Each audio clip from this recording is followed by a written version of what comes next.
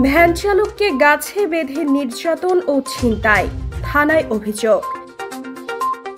শুনলেন সংবাদ শিরোনাম, এখন বাগেরহাট প্রতিনিধির রিপোর্ট।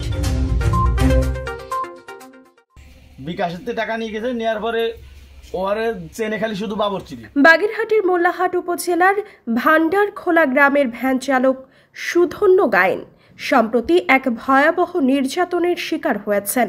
গত ৯ জুলাই রাতে চর বাসুরিয়া গ্রাম থেকে যাত্রী নামিয়ে ফেরার পথে রাত আনুমানিক ১টার দিকে একদল চিহ্নিত দুর্বৃত্ত তাকে গাছের সঙ্গে বেঁধে বর্বর নির্যাতন চালায় এবং সঙ্গে থাকা নগদ টাকা ও বিকাশের টাকা ছিনিয়ে নেয়।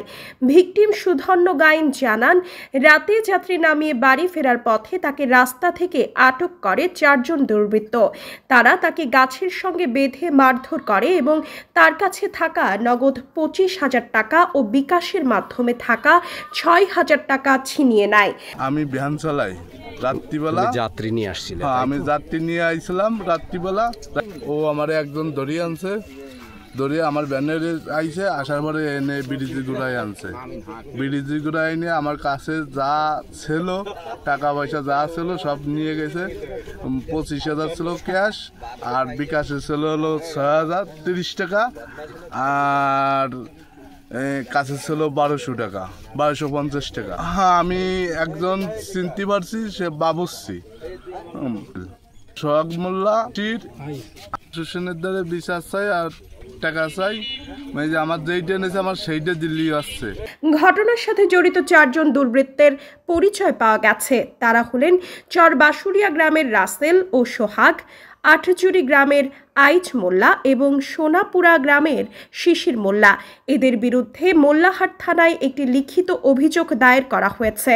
স্থানীয়দের মতে এসব দুর্বৃত্ত দীর্ঘদিন ধরেই এলাকায় নানা ধরনের অপরাধমূলক কর্মকাণ্ডে জড়িত। তারা দ্রুততম সময়ে দোষীদের গ্রেফতার ও উপযুক্ত শাস্তির দাবি জানান। নদীর কুলি নিয়ে ওরা ৪ জন মারছে, মাইরে ওদের টাকা নিয়ে গেছে, বিকাশেতে টাকা নিয়ে গেছে। নেওয়ার পরে ওরে চেনে খালি শুধু বাবরচিরি।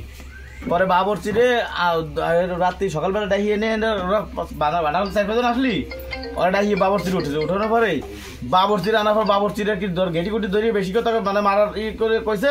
ও স্বীকার করছে, ৪ জনের নাম বলছে।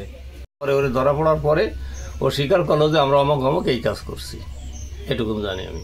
মোল্লাহাট থানার ভারপ্রাপ্ত কর্মকর্তা মোহাম্মদ ফজলুল হক জানান, এ বিষয়ে অভিযোগ গ্রহণ করা হয়েছে এবং আইনানুগ ব্যবস্থা গ্রহণ প্রক্রিয়াধীন রয়েছে।